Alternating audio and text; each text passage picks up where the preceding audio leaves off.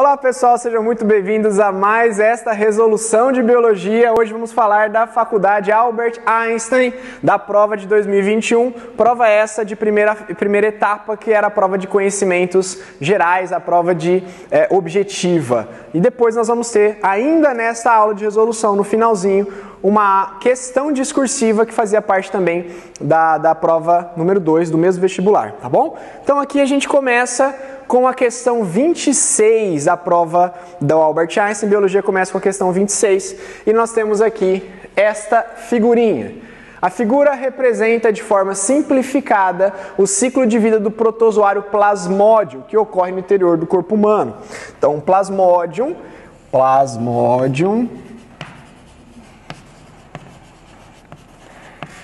SP, lembra que quando eu coloco SP eu estou me referindo a várias espécies do gênero plasmódio que podem causar essa doença, tá?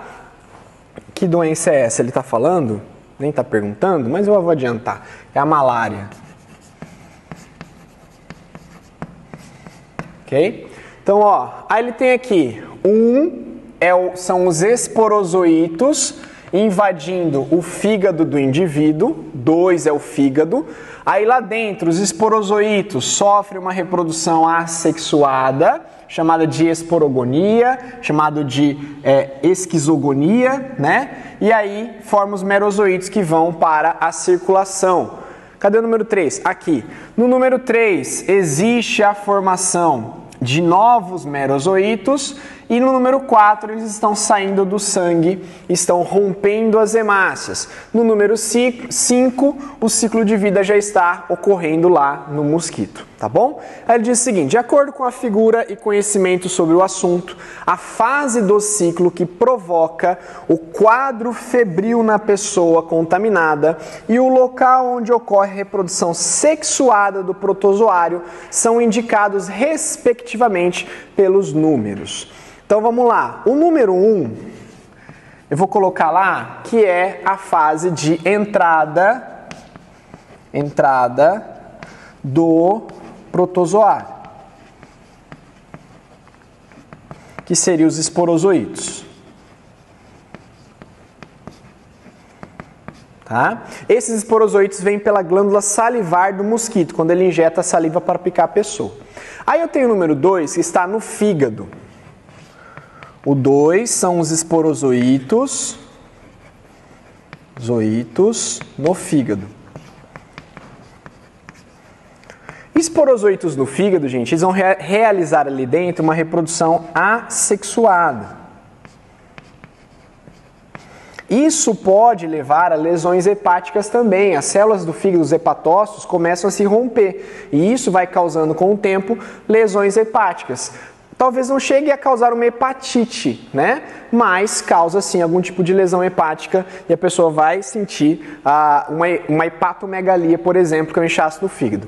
O número 3 está ali dentro. O número 3 são, né, os merozoítos nas hemácias. Esporozoíto forma merozoíto, tá? Nas hemácias. O número 4 está mostrando a ruptura das hemácias.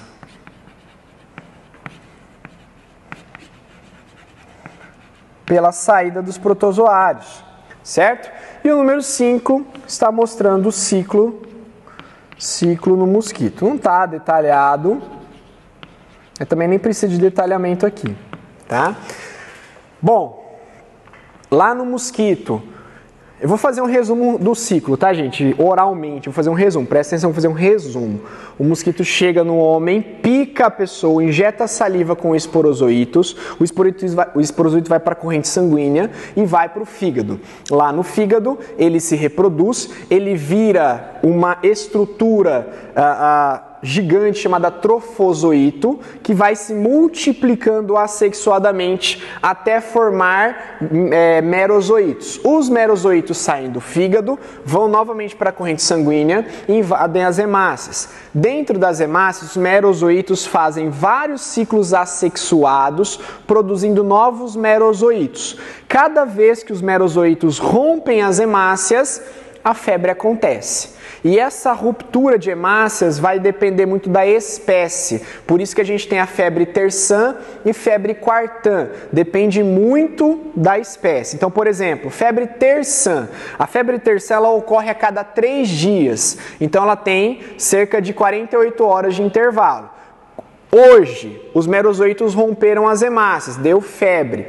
Aí eles vão se esconder novamente nas hemácias. Quando eles estão escondidos, o corpo não percebe a presença do protozoário e a febre cessa. Então ele vai ter febre hoje, aí ele vai ter febre, ele não vai ter febre amanhã, 24 horas, e depois, 48 horas. Então ele vai ter febre novamente no terceiro dia, tá? Então ele tem 2 dias de intervalo, no terceiro dia ele tem febre de novo, que é quando os merozoítos rompem as hemácias. Se for uma febre quartã, ele tem 3 dias de intervalo, tá? Só que vai chegar um momento que os merozoítos vão dar origem a gametócitos, que são células reprodutoras. Só que os gametócitos não vão se reproduzir no corpo humano, eles vão se reproduzir no mosquito. Aí vem o mosquito novamente, não precisa ser o mesmo, pode ser um outro, e vai sugar o sangue da pessoa. Quando ele sugar o sangue da pessoa, pensa no sangue, estou tirando uma seringa de sangue.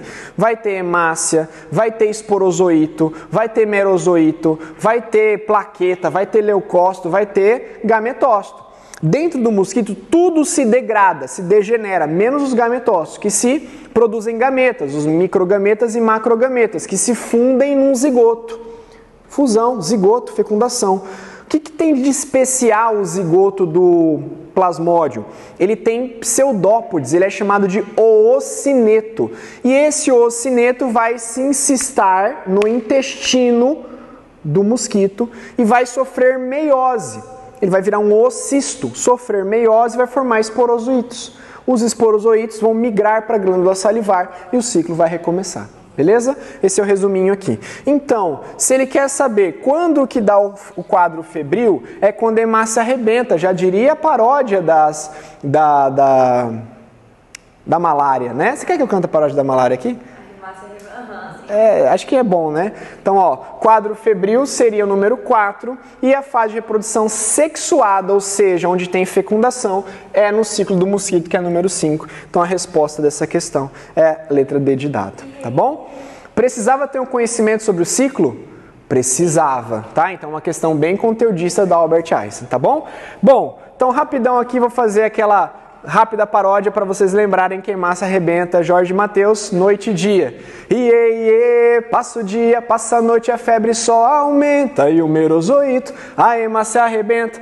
O anófelis transmite, não é fantasia. E com a malária, sofro noite e dia. Tem aquela dramaticidade no final para emocionar e você não esquecer, tá bom? Questão agora 27 do Albert Einstein 2021. Questão 27, fala o seguinte: um pesquisador realizou um experimento no qual semeou em diferentes lotes de terreno variável número de espécies de gramíneas. Em alguns lotes foram semeadas 15 espécies e em outros 14, em outros 12.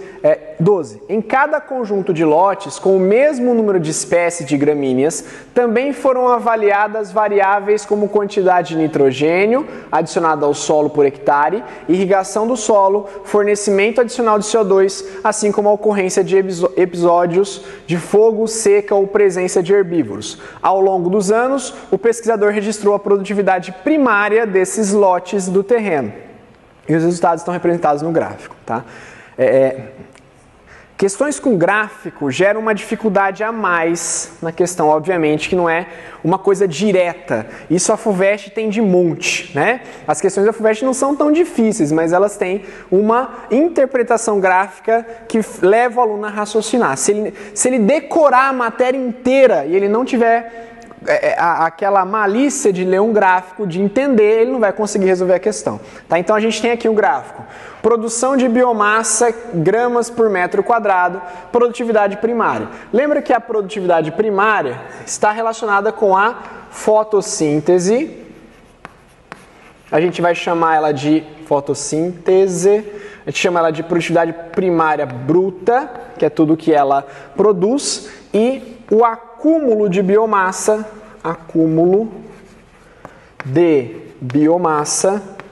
que é o que ela vai usar para crescer, para produzir raiz, para produzir caule, para produzir folha, é a produtividade primária líquida, que é o descontado a respiração. Tá? Aqui ele não especificou se era líquida ou se era bruta, mas como ele falou de biomassa, provavelmente isso aqui vai ser a líquida, beleza? Então você tem lá, ó, 15 espécies de gramínea, chega a 200 gramas por metro quadrado, 14 espécies e 12 espécies. Depois, adição de nitrogênio, adição de nitrogênio 54, 34, foi diminuindo, aumento de água disponível, aumento de CO2 disponível, seca, herbívoros e fogo. Tá? Então, é a relação da biomassa quando você vai variando os fatores, né, os devidos tratamentos pelo experimento. Tá? Vamos lá. Dos resultados do experimento, pode-se concluir que a adição de 34 quilos por hectare de nitrogênio aumenta a produção primária mais do que a presença de 15 espécies de gramínea em um ecossistema. Então, quando você olha, é só olhar, né? Quando você olha o 15 aqui, você vê a barra, e quando você vê 95 quilos por hectare, você vê a barra aqui, e você faz essa comparação, né? E percebe que não aumenta. A diversidade biológica desempenha um papel importante na produção primária de um ecossistema. Bom, diversidade é diferença, certo? Então, quando eu olho para a barrinha lá, a barrinha maior de todas é a que tem 15 espécies de gramíneas. Então, essa biodiversidade foi melhor, inclusive, do que a do bar, inclusive do que da água, inclusive, né, mostrou todas as variáveis ali, e a que mais teve acúmulo de biomassa foi a que teve a diversidade de 15 tipos de gramíneas diferentes. Os fatores abióticos são mais importantes para aumentar a produtividade primária do que a diversidade biológica. O que é fator abiótico? Seca, herbívoro não, fogo, água, né, disponibilidade de água, não é. A diversidade ainda é maior. Fogo e seca e a comunidade de herbívoros inibem totalmente a produtividade primária? Não é, inibe totalmente, ela diminui bastante, mas não inibe totalmente, tá? A produção primária é a mesma, independentemente da concentração de nitrogênio nas plantas recebem, também o gráfico mostra isso. Então era simplesmente uma questão de técnica de análise de gráficos e comparação das alternativas, e nós chegamos à conclusão que a resposta é a letra B de bola nessa questão 27 da prova do Albert Einstein de 2021, tá bom? Vamos agora para a questão 28. Questão 28 da prova do Albert Einstein diz o seguinte: o proprietário de uma residência tem em seu quintal uma laranjeira e pretende que a árvore aumente a produção de frutos. Para isso, ele deverá, laranjeira, né? Temos ali uma angiosperma, uma dicotiledônia, certo? Remover as gemas apicais para fazer cessar a dominância apical causada pelas alcinas, ocasionando o crescimento das gemas laterais e, consequentemente, a geração de mais flores e frutos. Será que é só isso? Cortar as gemas apicais e resolve o problema do cara? Não vou marcar de primeira, né? Porque eu não sou bobo, eu vou ler as outras também. Parece muito boa, parece mesmo. Queimar querosene próximo, essa não parece tão boa, né? Mas vamos lá. A árvore a fim de estimular nela a produção de gás etileno, substância que promove o crescimento de ovários florais. Até interessante a queima do querosene, que pode sim liberar etileno, porém o etileno não faz o ovário virar fruto. Quem faz o ovário virar fruto é a alcina. O etileno promove a maturação dos frutos, tá bom? Retirar várias folhas para estimular a absorção de água do solo e com isso intensificar a fotossíntese, que irá fornecer matéria orgânica para formar laranjeiras. Por que está errado isso aqui, gente? Se eu retirar duas coisas, se eu retirar a folha, retirando folha eu não tenho transpiração, diminui a transpiração, e é a transpiração que é uma das responsáveis por elevar a seiva do xilema. Então tem a ver essa questão, quanto mais transpiração tiver, mais transporte de seiva, mais absorção você vai ter, tá? Regar o solo com água misturada com matéria orgânica para que as raízes absorvam a substância, que são matéria-prima para a formação das laranjeiras. A matéria-prima para a formação de laranjeira não vem do solo. Você pega do solo o quê? Sais minerais. O que vem, a matéria-prima é o carboidrato, é a glicose, é a sacarose, vira celulose, é isso que vai fazer crescer e vem da fotossíntese, beleza? cobrir uma parte da planta que passa a receber menos luz, energia solar, para não estimular a síntese do fitocromo, substância que bloqueia a frutificação em plantas cítricas. Não, né? O fitocromo, sim, ele tem a ver com floração, ele tem a ver com frutificação, ele tem a ver com fotoperíodo, mas nesse caso, bloquear a luz completamente não vai fazer com que isso se estimule. Lembra que mesmo plantas que precisam de menos luz, plantas de dia curto, né, de noite longa, elas ainda têm que ter luz, tá? Porque a luz vai ser fundamental para a fotossíntese acontecer, tá bom? Então, plantas cítricas, exatamente, porque se fosse de plantas gramíneas, não seria assim, né? Então, letra A é a resposta correta. Vamos lembrar aqui algumas coisinhas em relação a hormônios, principalmente as alcinas. As alcinas eu tenho algumas funções importantes. A alcina ela vai ter o crescimento de caule e raiz. Lembrando que o caule ele é resistente, então ele precisa de muita alcina, e a raiz é sensível, ela precisa de pouca alcina, tá? Então, geralmente tem aquele gráfico onde você tem o estímulo de caule e de raiz, que é diferente. Onde é ótimo para a raiz, o caule não é estimulado. Onde é ótimo para o caule, a raiz é inibida, tá bom? Além disso, eu tenho a relação com os movimentos vegetais. Movimentos vegetais, principalmente geotropismo e fototropismo. Eu tenho a parte da dominância apical. Dominância apical, quando você corta o ápice da raiz, o ápice do caule, a ausência de alcina estimula a proliferação das gemas laterais. Com mais gemas laterais eu tenho mais galhos, com mais galhos eu tenho mais folhas, com mais folhas eu vou ter mais flores e vai aumentar a produtividade dos frutos, tá? Eu tenho também a produção de raízes adventícias. Raízes adventícias, que são raízes que partem através do caule. Então, ela promove o enraizamento. Quando você deseja, por exemplo, criar uma estaca de uma roseira, se você quiser plantar uma roseira no seu gramado ali, você coloca ela na alcina durante um tempo e ela vai promover a formação de raízes na base da rosa, e aí você vai colocar e vai virar uma roseira naquele local, tá? Eu tenho ainda a produção de frutos partenogênicos, partenocárpicos, né? Partenogênico. Cárpicos são os frutos sem sementes. Se você estimular, ele vai estimular o ovário. O ovário vira fruto. Nesse caso, após fecundação, quem produz a alcina é a semente em desenvolvimento, tá? Nós temos ainda, tem mais uma. 1, 2, 3, 4, 5. Abscisão foliar.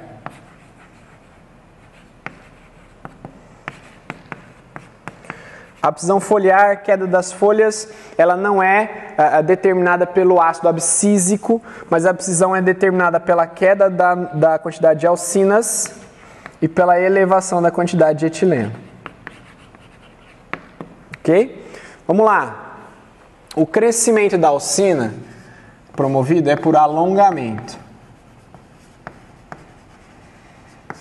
Então você tem uma célula retangular, quadrada, né, cúbica, ela vai se transformar numa célula retangular e assim ela vai fazer a planta crescer, tá? Outros hormônios, alcina, já falei, etileno é hormônio gasoso que quando ele aumenta ele promove a abscisão foliar, a queda das folhas, e ele também estimula a maturação dos frutos climatérios, principalmente aqueles que amadurecem após serem colhidos. As citocininas produzidas pelas raízes estimulam o crescimento da planta por divisão celular, tá? Por mitoses principalmente. A giberelina também estimula o crescimento da planta por alongamento, ela geralmente está em conjunto com alcinas, mas a giberelina tem a ver com germinação. Lembra, giberelina, germinação, ela promove a germinação das sementes. E finalmente o ácido abscísico é o regulador, é o inibidor, é o que vai frear o metabolismo da planta. Então ele está presente para manter a semente dormente, para ela não germinar em qualquer lugar, manter o fechamento dos estômatos, tem a ver com ácido abscísico, redução da produção de xilema durante um período de estiagem, tá? Então ela reduz o metabolismo. Enquanto a alcina estimula, o ácido abscísico ele diminui. Só o nome que tem a ver com a abscisão, que não tem nada a ver com a abscisão, tá bom? É isso. Então a resposta é a letra A, questão 28 da prova de Albert Einstein. Vamos agora para a questão 29. Questão 29 da Albert Einstein é uma questão que tem gráficos e um calendário. Quando tem um calendário numa questão, gente, você pode prever que provavelmente deve ser uma questão de ciclo menstrual, tá? Então, uma mulher saudável de 32 anos, muito nova ela, 32 anos, né? Nova, jovem, né? 32, então, muito jovem, né? Teve seus níveis de hormônios hipofisários e ovarianos determinados em 3 momentos x, y e z do ciclo menstrual regular de 28 dias. Vamos lá. Hipófise. Hipófise produz FSH e LH. Ovário produz estrógeno e progesterona. Lembra? Ordem. Primeiro esse, FSH, o hormônio folículo estimulante que tem função de estimular a gametogênese, estimular na mulher a maturação dos folículos, tá? Ele vai fazer com que um gameta feminino se forme, termine a maturação de ovócito 1 até ovócito 2. Depois vem o estrógeno. O estrógeno é o primeiro hormônio a começar a proliferação do endométrio, fase proliferativa do endométrio após sua liberação. Depois vem o LH, hormônio luteinizante, pico de LH, ovulação, liberação do ovócito 2. Depois disso, vai pegar o folículo que o FSH estimulou, que já liberou o ovócito, e vai transformar aquilo num corpo lúteo, por isso que ele é luteinizante. O corpo lúteo vai estimular a produção de progesterona. A progesterona vai estar em alta na segunda metade do ciclo, responsável pela fase progestacional ou secretora do endométrio. Quando todos os hormônios estiverem em baixa, haverá a menstruação novamente, tá? Então, o que nós podemos perceber? Que no X, progesterona está em alta, estrógeno e progesterona. Eu só vou ter isso aqui, gente, na segunda metade. A segunda metade do ciclo é depois do 14º dia, tá? Então vai estar lá após o 14º dia, ok? Y, tá tudo em baixa e o FSH está em alta. O FSH vai estar em alta logo após ali o 5º, 6º dia mais ou menos. Tá bem no comecinho, logo depois da menstruação, até um pouco antes de terminar a menstruação talvez. E o Z, o LH está em alta, o LH está em alta no 14º dia do ciclo, considerando, ele falou que a mulher, não, regular, aqui ó. Se o ciclo menstrual é regular de 28 dias, é o 14º dia do ciclo que o LH vai estar em alta, tá bom? Sabendo que essa mulher iniciou o ciclo menstrual no dia 17 de agosto, 17 de agosto foi o primeiro dia, que a menstruação é o primeiro dia do ciclo, tá? Então vou ter aqui, ó, primeiro dia do ciclo, 2, 3, 4, 5, 6, 7, 8, 9, 10, 11, 12, 13, 14, 15, beleza? Então, o 14º dia é 30 de agosto, só para a gente ter uma referência ali. Cadê? No calendário apresentado, as concentrações hormonais ilustradas em X, Y e Z provavelmente ocorreram respectivamente nos dias. Vamos lá. Deixa eu começar por onde? Eu vou começar pelo... E tá na ordem trocada? Não. X é a progesterona, tá para trás. Y é o primeiro, então pela ordem. Primeiro vai vir a fase Y, depois vai vir a fase Z, né? E depois vai vir a fase X. Então nesse caso, por exemplo, a fase X ele pediu primeiro, não foi? Então tem que ser depois do dia 31 de setembro, tem que ser 30 de agosto, tem que ser para cá, em setembro, tá? a fase X, que é o primeiro número. Não pode ser antes de setembro. Então, 14 de setembro... 14 de setembro é muito tarde, né? 14 de setembro vai dar quando? 16, 17, 18, 19, 20, 21, 22, 23, 24, 5, 26, 27, 28. Não, 14 de setembro ela vai estar menstruando de novo, então não pode ser, tá? 13 de setembro também vai estar próximo da menstruação, tá? 3 de setembro é uma boa. 3 de setembro é a segunda metade do ciclo, ainda não está perto de menstruar. 21 de agosto não pode ser, 18 de agosto não pode ser. Letra C. A gente matava pelo 30 de agosto, né?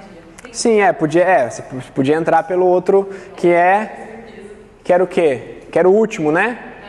Vai pelo último, você marcou o 14º dia, 30 de agosto... Não pode ser aqui, já marca. Também pode ser essa. Mais fácil ainda do que eu fiz, né? Mas não teve... Tá vendo assim, datas? Não vai ter 30, 31, 13... Não vai ter muito próximo, entendeu? Porque assim, existe uma variação. Se eu colocasse lá 30 de agosto ou 31 de agosto, né? Tem 31 de agosto? Tem.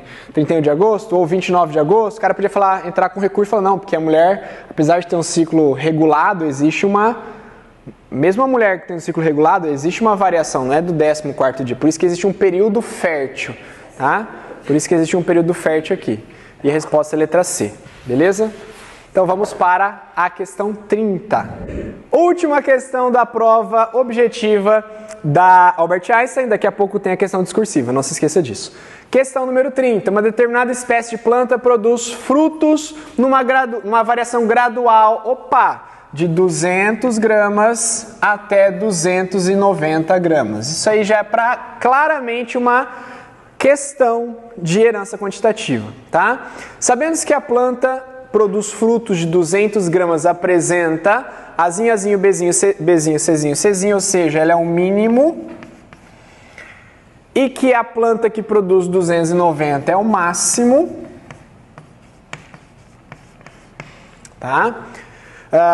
Caso uma planta de genótipo azão, azinho, bezão, bezão, cezão, cezão, seja cruzada com uma planta de genótipo azinho, azinho, bezão, bezinho, cezinho, cezinho, espera-se que entre as plantas descendentes do fruto mais leve tenha, tá? Vamos lá.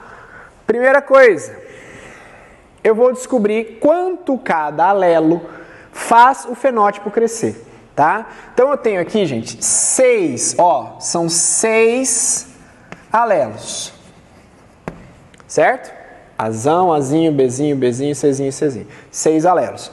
6 alelos fizeram o fruto crescer em 90 gramas. Aumentou em 90 gramas, do mínimo para o máximo. Quanto que cada alelo vai fazer o fruto crescer?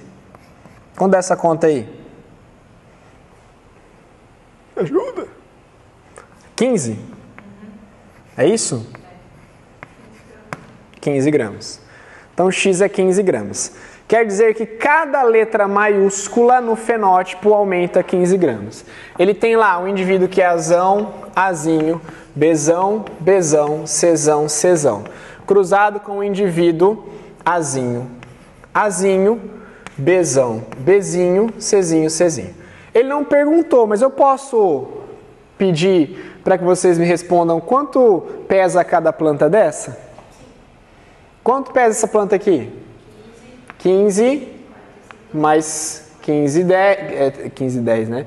30, 45. Então essa aqui tem 245 gramas. Desculpa. 260 gramas.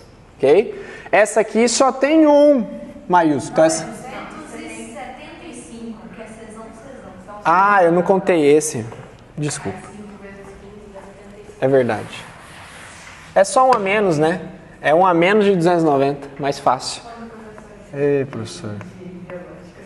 É verdade.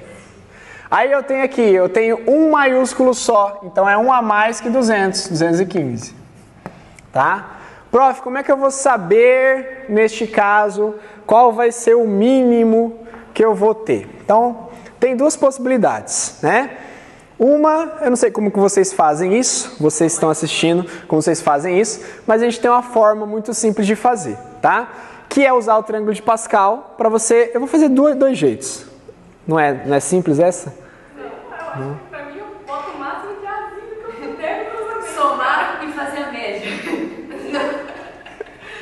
Não, eu catei o máximo que dava de letra minúscula pra botar no cruzamento. Ó, seguinte, eu vou somar, eu quero o mínimo. Então, cada maiúsculo que eu tiver, cada par maiúsculo que eu tiver, par maiúsculo, elimina o mínimo. Se o meu mínimo é 200, ó, 200, 215, 230, 245, 260, 275, 290, tá bom? Esse é o mínimo, esse é o máximo.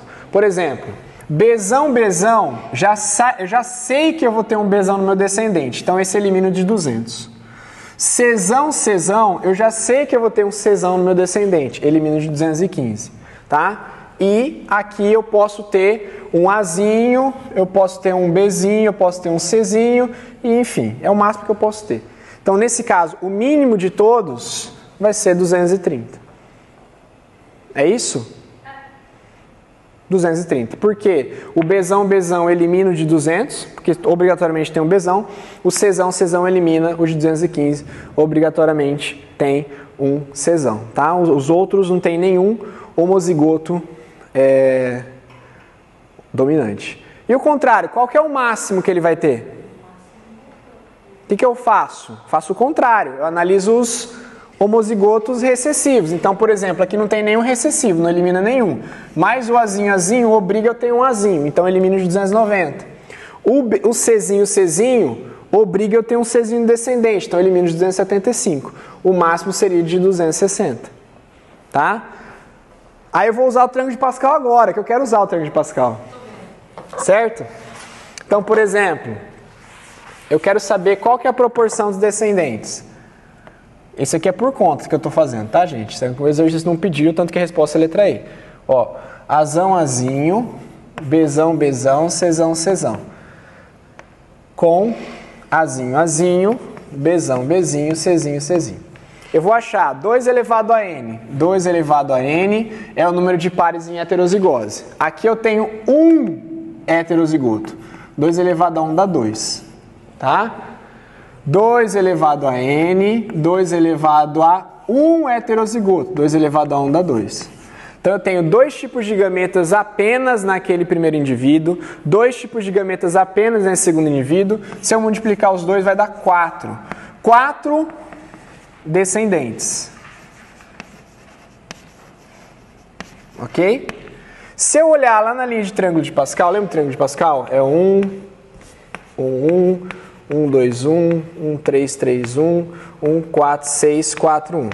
Essa aqui é a proporção clássica para a cor da pele, 1, 4, 6, 4, 1, quando eu tenho 2 de híbridos cruzados, 2 mulatos médios, tá bom? Nesse caso aqui eu só tive 4 descendentes desse cruzamento. Eu iria procurar a linha que soma 4 na proporção. Então eu teria 1, 2, 1, para encaixar aqui. Aí eu entro com aquele raciocínio.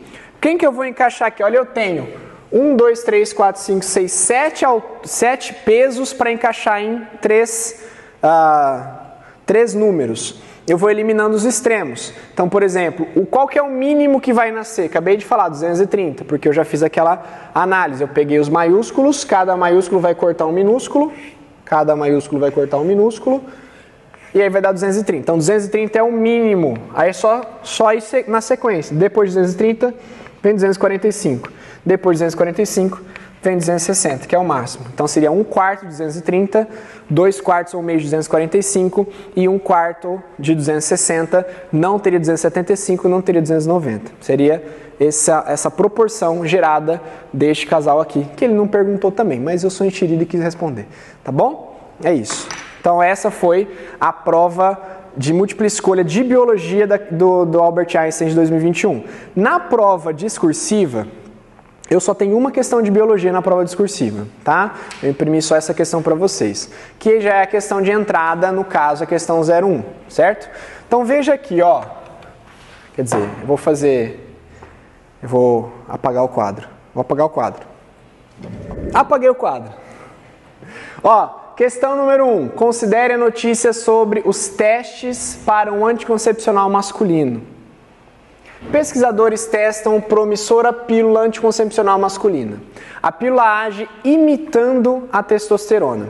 Quando usada por homens saudáveis, uma vez ao dia por um mês, a pílula anticoncepcional passou em testes de segurança de tolerabilidade. Qual que é o princípio do anticoncepcional? Você vai tomar um hormônio que vai inibir um outro hormônio responsável pela produção dos seus gametas. E você não vai liberar gameta, consequentemente você não vai ter filho. Basicamente esse é o princípio da pílula anticoncepcional feminina e isso está sendo testado ou produzido para os homens. Então, letra A. Na gametogênese masculina, as células localizadas na periferia dos túbulos seminíferos, há produção de espermatozoides. A divisão celular envolvida no processo é mitose, meiose ou ambas? Justifique sua resposta. A administração dessa pílula anticoncepcional provoca a elevação anormal dos níveis de testosterona no sangue, o que, por sua vez, inibe a produção de hormônios hipofisários pelo organismo do homem. Cite o principal hormônio hipofisário que pode ser inibido e explique como essa pílula masculina tem ação anticoncepcional. Esta é uma prova que é feita pela VUNESP. A VUNESP tem um padrão de provas discursivas muito semelhante. Normalmente elas têm 2 alternativas por questão e cada alternativa tem 2 perguntas embutidas, tá? A dica que eu dou para quem vai fazer prova discursiva: primeiramente, você não precisa fazer um rascunho, apesar de ter o espaço para rascunho na prova, você tem que tirar as ideias, colocar algumas ideias no papel quando você estiver lendo. Então, por exemplo, gametogênese masculina, as células localizadas na periferia dos túbulos seminíferos, produção de espermatozoide por mitose e por meiose. O que eu tenho lá? Ó, eu tenho a espermatogônia,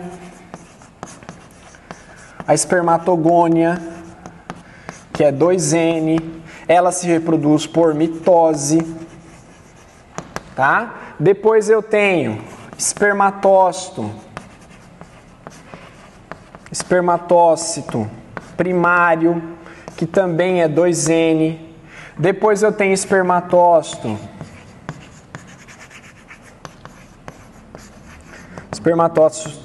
secundário, que já é haploide. Então nessa primeira aqui aconteceu uma meiose 1. Tá? Depois não para por aí, eu tenho as espermátides. As espermátides continuam sendo haploides, tá? E essa mudança de espermatócito 2 para espermátide tem uma meiose 2. Isso aqui chama-se período de maturação. Tá? Você não vai precisar, às vezes a gente quer detalhar tanto, a gente quer mostrar que a gente sabe, que isso vai valorizar a questão. E pelo contrário, às vezes você pode até se embananar. Você precisa escrever a resposta dentro desse quadrinho que tem para vocês aí. Tá? Então não adianta querer escrever uma redação dentro da pergunta, tem que ser o mais objetivo possível. É claro que você não precisa ser seco na resposta, mitose, meiose, ambas, né? Você pode usar alguns elementos contidos na própria questão, no próprio enunciado, para deixar uma cara mais bonitinha na sua resposta, mais agradável de ser lido. E o cara não ser seco, né? Ambas. Por quê? Porque sim, né? Não ajuda muita coisa. E outra coisa que eu aprendi, tá, resolvendo prova, até fazendo cursos, até na Unicamp durante alguns anos, que não adianta você responder, não é o caso aqui, mas quando o cara pergunta uma característica, cite uma característica que influenciou no crescimento da população. Aí tem várias características, aí você cita 3, 4, né? Ele pediu uma, ele não pediu 3, 4, uma. Ah, mas ele vai descontar ponto? Depende do corretor. Às vezes o cara pediu uma, ele corrige só a primeira. Você citou 4, ele corrige só a primeira. A primeira tá certa, a primeira tá errada. Ele nem olha as outras, porque ele pediu só uma. Você citou 3. Então assim, tem que tomar cuidado quando for fazer esse tipo de questão, tá? E com relação à letra B, o que eu posso pensar? Vamos pensar na mulher, como acontece? Então, por exemplo, se eu tenho hipófise, como eu falei, FSH e LH. Ovário, O FSH e o LH, eles atuam no ovário. O ovário produz estrógeno e progesterona. O estrógeno e a progesterona, eles inibem os hormônios hipofisários. Então, quando a mulher está tomando o anticoncepcional, ela está tomando estrógeno e progesterona. Os hormônios hipofisários não vão ser produzidos por feedback. O que faz o FSH? Estimula a maturação do folículo e a formação do ovócito. O que faz o LH? Libera o ovócito. O que faz o estrógeno e o progesterona? Prolifera o útero. Então a mulher que toma anticoncepcional vai continuar proliferando o seu útero, mas ela não vai maturar o seu gameto e nem liberar o seu gameto, por isso que ela não vai engravidar. Se eu pensar isso no homem, o homem também tem hipófise, ele também tem FSH e LH, apesar que no homem eu posso chamar de ICSH, tá? Isso aqui não vai estimular o ovário, mas vai estimular os testículos. E os testículos vão produzir testosterona. E a testosterona, de certa forma, vai inibir FSH e LH. Então, se o cara começa a tomar testosterona, ele vai ter a diminuição de LH e FSH. Qual que vai ser a consequência disso? O FSH vai estimular a produção de espermatozoide. Então, o homem que tomaria testosterona não produziria espermatozoide, consequentemente ele não conseguiria engravidar, tá? O homem que produz testosterona ou que ele toma testosterona, ele vai parar a diminuição do LH. O LH em si era para produzir testosterona, então assim, já está produzindo, não precisa produzir LH. Então vai ser uma regulação quase que de tabela, mas o mais importante ali seria a inibição do FSH e não do LH, porque daí pararia de produzir espermatozoide. Tá bom? Então, essas são as duas ideias que a gente tem aqui nas questões. Como é que eu vou escrever isso? Tá? Então, aqui eu fiz a minha resposta e vou mostrar para vocês como que eu escrevi. Não quer dizer que você tem que escrever exatamente igual ao que eu escrevi, mas só para você ter uma base na hora que você elaborar a sua resposta. Tá bom? Não sei se dá para entender direito que eu escrevi à mão mesmo, tá? Ó. Na gametogênese masculina, ocorrem os dois tipos de divisão celular. A mitose ocorre inicialmente durante o processo de multiplicação das espermatogônias de 2N.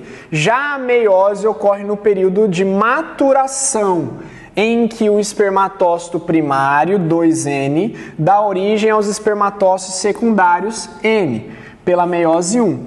E em seguida, os espermatócitos secundários originam as espermátides, N também, por meiose 2. Então assim, a gente falou aqui que ambas acontecem, em que momento essas divisões acontecem na gametogênese masculina, tá? Ali, a segunda questão, né, a letra B. Os níveis elevados de testosterona agem por feedback negativo, inibindo a liberação de FSH e LH. O LH ou ICSH, que significa hormônio estimulante das células intersticiais, é responsável pelo estímulo de produção de testosterona pelas células de Leydig, que é as células intersticiais. Já o FSH é responsável por estimular a gametogênese e, na sua ausência, diminui a produção de espermatozoides. Beleza? Então esse é o modelinho de questão discursiva, tá? Que tem na prova do Albert Einstein, uma questão só de biologia, mas para que vocês se ambientem como é a segunda parte da prova no outro dia, né, das questões discursivas. Então, tirem as ideias da cabeça, coloquem no papel e depois organizem numa resposta limpa, clara e bem objetiva na hora de você fazer, tá bom? Então é isso, gente. Obrigado por vocês assistirem mais essa resolução. Espero que vocês tenham gostado e acompanhem a playlist de resolução que eu estou fazendo aqui no canal para vocês. A próxima FUVEST, segunda fase. Valeu, obrigado e até a próxima.